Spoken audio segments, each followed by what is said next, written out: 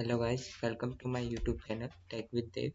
तो आज का हमारा वापस से नया टॉपिक है जिसमें हम सीखेंगे कलेक्शन डेटा टाइप के बारे में कि वो क्या होते हैं, उनके क्या यूज़ है और वो कितने होते हैं। तो चलिए शुरू करते हैं।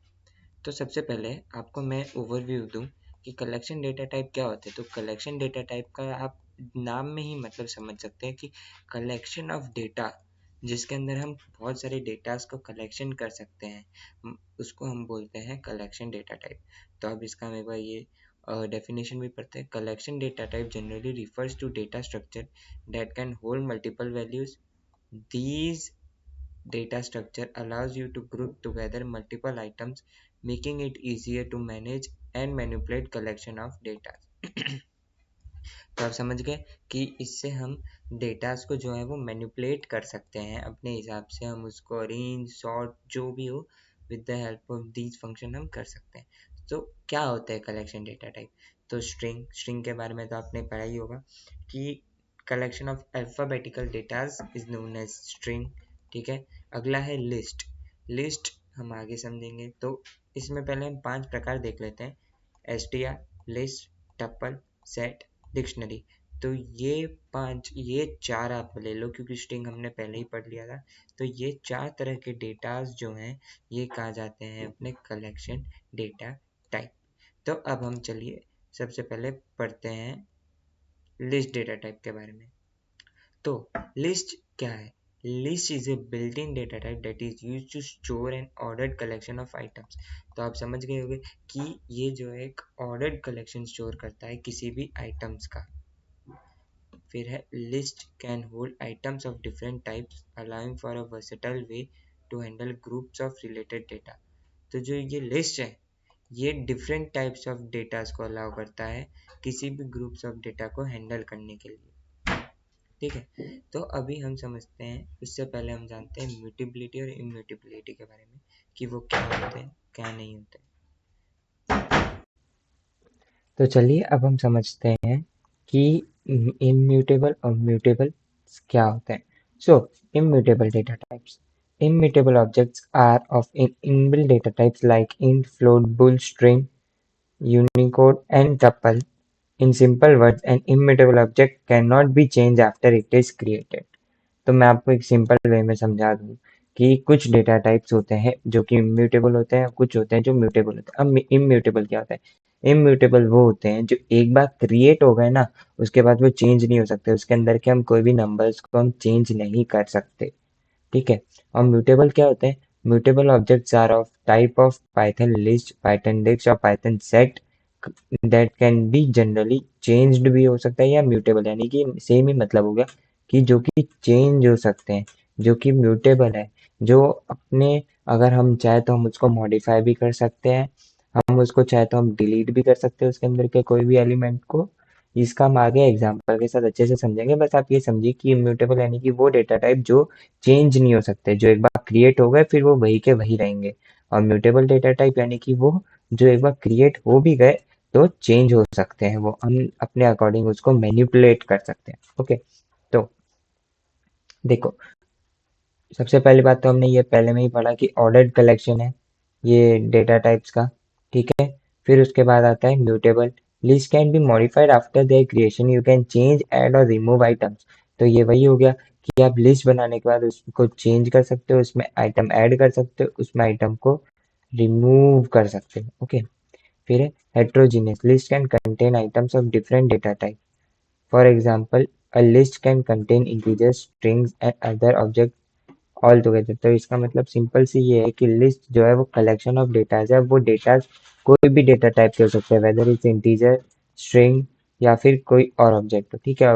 दूसरी बात वो डायनेमिक तो है ही, जिसको आप साइज स्ट्रिंग कर सकते हो, उसमें कुछ ऐड रिमूव कुछ भी कर सकते हो। तो लिस्ट बनाने के लिए ना सबसे पहले ना कुछ ऑपरेशन हमें करने पड़ते हैं जिसका नाम होता है CRUD ऑपरेशंस। अब CRUD ऑपरेशंस क्या होता है? तो CRUD ऑपरेशन होता है क्रिएट, रीड, अपडेट, डिलीट। यहाँ पे भी लिखा हुआ है, आप पढ़ सकते हो। CRUD stand for create, read, update and delete. Simple सा इनका जो नाम है वैसा ही इनका मतलब है। जैसे कि पहले में उन्होंने लिस्ट क्रिएट किया, देखो माई लिस्ट किया।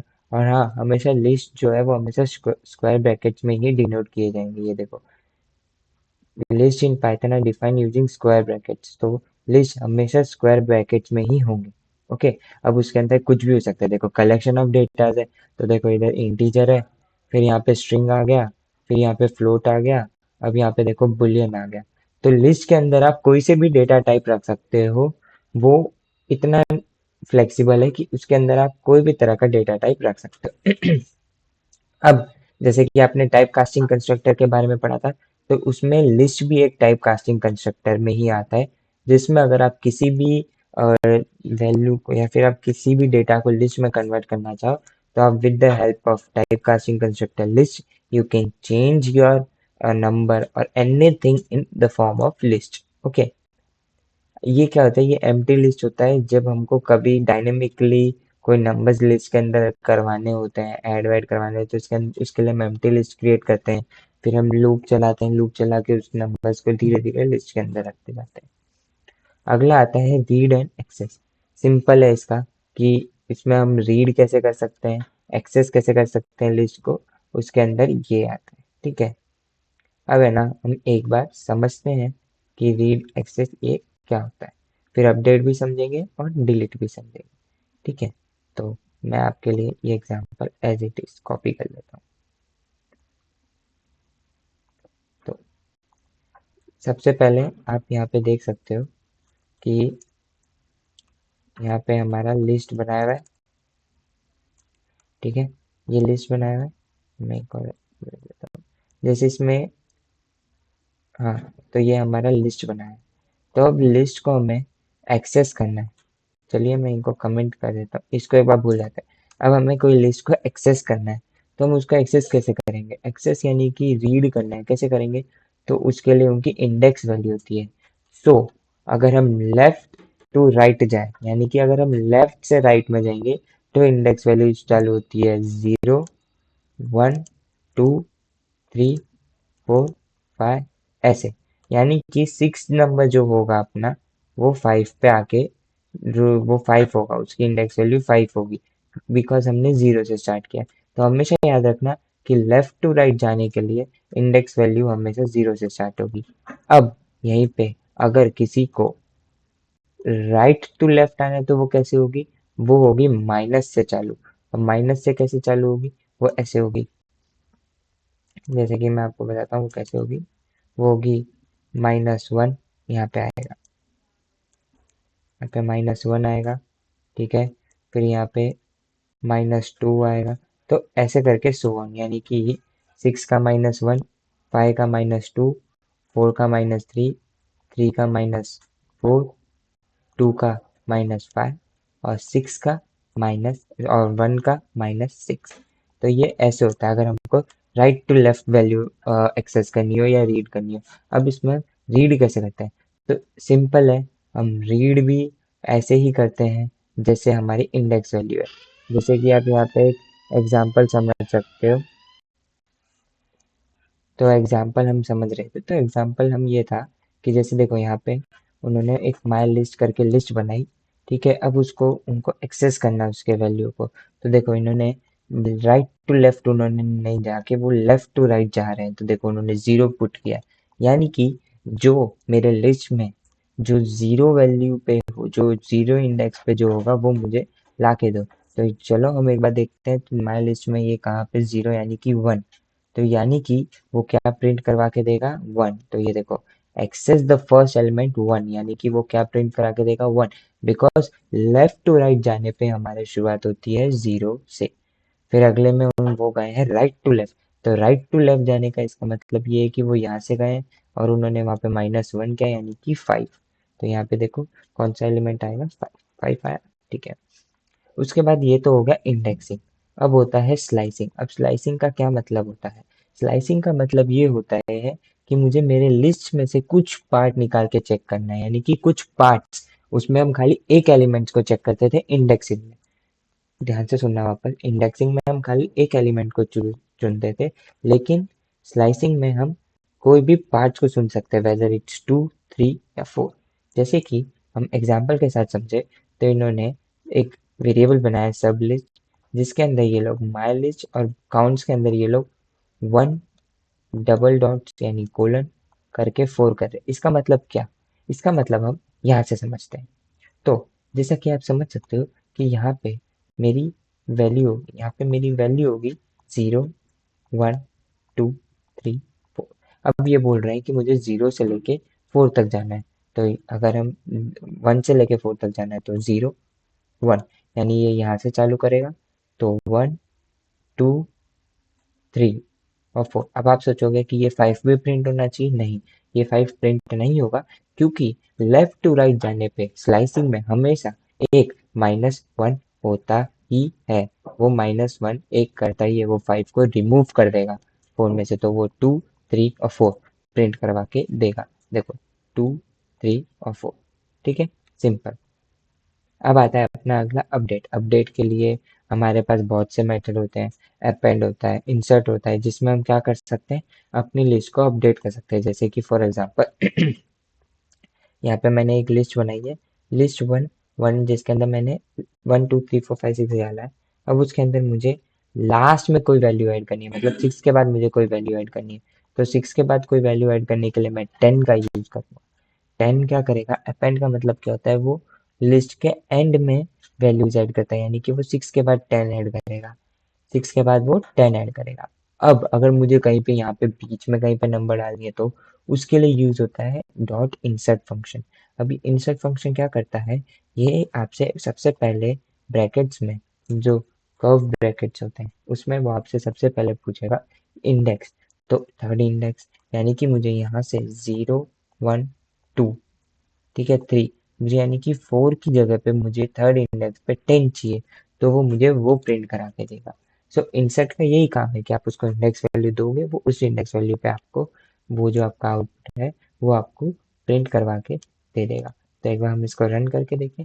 तो चलिए, ये देखो, यहाँ पे उसने, ये आप एक बार भूल जाना, आप यहाँ पे चेक करो कि उसने लास्ट में 10 ऐड कर दिया। ठीक है, अब उसने इंडेक्स वैल्यू गिनवा, 0, 1, 2, 3। मैंने क्या बोला था, वो थर्ड इंडेक्स पे 10 को पुट कर देगा। तो यानी कि फोर्थ क्या हो गया, थर्ड इंडेक्स के बजाय वो चला गया आपका फोर्थ इंडेक्स पे। 0, 1, 2, 3 और वो फोर्थ इंडेक्स पे चला गया। तो ये काम होता है इंसर्ट का। ठीक है, अब ये हमने पढ़ लिया अपडेट तक। ये अपडेट हो गया। अब होता है डिलीट। अब डिलीट कैसे करते हैं, यूजिंग डिलीट, डिलीट या आप बोल सकते हो फंक्शन या स्टेटमेंट, उसके यूज करके हम किसी भी एलिमेंट को डिलीट कर सकते हैं, या फिर पूरी की पूरी लिस्ट को डिलीट कर सकते हैं। तो अगर मैं यहाँ पे वापस से माई लिस्ट को प्रिंट कराता, वो प्रिंट नहीं होता, क्योंकि मेरी पूरी लिस्ट डिलीट हो गई है। ये यूज करता है लिस्ट को, लिस्ट में से कोई एलिमेंट डिलीट करने के लिए। ये इन्होंने, आप देख सकते हैं यहाँ पे इन्होंने इंडेक्सिंग किया, डिलीट लिखा, फिर उनका जो लिस्ट का नाम था वो लिखा, फिर उन्होंने कर्व ब्रैकेट्स के अंदर इंडेक्सिंग जैसे मैंने समझाया था, इन्होंने इंडेक्स वैल्यू डाली, यानी कि 0, 1, 2, यानी कि वो 30 को डिलीट कर देगा। तो आउटपुट क्या आएगा, 10, 20, 40, 50 ये। और डिलीट माई लिस्ट, यानी कि इन्होंने ये पूरी लिस्ट ही डिलीट कर दी। तो ये होता है हमारे लिस्ट। अब लिस्ट के अंदर हम ये सारे ऑपरेशन परफॉर्म करते हैं।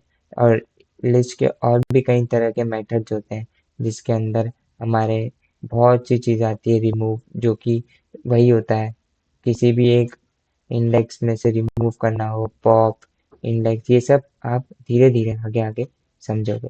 ओके, इसमें से सबसे पहले हम एक मेथड समझते हैं जो है सॉर्ट। अब सॉर्ट का क्या काम होता है, sorts the item of list in place the arguments can be use for sort हो रहा है, यानी कि ये हमेशा बाय डिफॉल्ट ये असेंडिंग टू डिसेंडिंग सॉर्ट करके देगा। सॉर्ट फंक्शन का काम है कि ये किसी भी डेटा को सॉर्ट करके देगा। वो ascending to descending, by default वो असेंडिंग टू डिसेंडिंग ही करके देगा। ओके, चलिए, ये हो गए हमारे लिस्ट। अब हम अगला जो समझेंगे वो हम समझेंगे टपल। टपल क्या होता है? सो a tuple is a built-in data type in Python that is used to store an immutable ordered collection of items. Tuples are similar to lists in that they can hold multiple items, but they differ in a few characteristics. So सब same होता है, अलग characteristic इसमें क्या होता है कि ये एक इम्यूटेबल होता है, यानी कि एक बार आपने टपल क्रिएट कर दिया, फिर उसके बाद आप टपल को बिल्कुल भी चेंज नहीं कर सकते। आप उसके ऊपर CRUD ऑपरेशंस इजीली परफॉर्म नहीं कर सकते हो। आप उसको कुछ भी नहीं कर सकते, यानी कि आप क्रिएट कर लोगे, टपल हमेशा जो होंगे वो सर्कल ब्रेस में ही आएंगे। ये देखो, सर्कल ब्रैकेट्स में ही आएंगे टपल। ओके, उसके अंदर आप क्रिएट कर सकते हो, एक्सेस कर सकते हो इंडेक्सिंग और स्लाइसिंग के थ्रू, ठीक है। और लेकिन आप उसके अंदर अपडेट नहीं कर सकते, लेकिन आप उसको डिलीट कर सकते हो डिलीट फंक्शन का यूज करके। सिंपल है, बस यही है टपल, और कुछ नहीं। It's just like list, but it's immutable, so you can't update tuple. Okay. अगला है set data type। तो set data type कुछ नहीं है, set is an unordered collection of unique elements। Simple है। The data types comes in handy when you need to store multiple items without considering their order, or when you want to ensure that there are no duplicate value in collections। So इसके अंदर क्या होता है कि ये जो set है ना, ये बिल्डिंग एक डेटा टाइप है जो कि हम कर्ली ब्रैकेट्स के थ्रू डिफाइन करते हैं, ठीक है। सो सेट क्या होता है कि आपको ना कभी भी आप जब डेटा बनाओगे तो आपको डेटा बनाने के टाइम पे उसको सेट में पहले कन्वर्ट करना पड़ेगा, ठीक है। Set is a type casting constructor direct, तो उसको आपको पहले सेट में कन्वर्ट ही करना पड़ेगा। उसको आप ऐसे कर्ली ब्रैकेट्स में डालोगे तो वो गिनाएगा नहीं, वो एक सेट नहीं बनेगा। तो आपको उसके लिए सबसे पहले सेट को कन्वर्ट करने के लिए टाइप कास्टिंग कंस्ट्रक्टर, यानी कि ये देखो यहाँ पे, creating a set can be done into primary ways using curly brackets और by using the set constructor. तो कर्ली ब्रैकेट्स के थ्रू इन्होंने बनाया, तो ये देखो ये आउटपुट है, लेकिन ये प्रॉपर सेट नहीं हुआ। लेकिन जब आप इसका टाइप प्रिंट करोगे ना तो इसका टाइप कुछ और आएगा, ठीक है।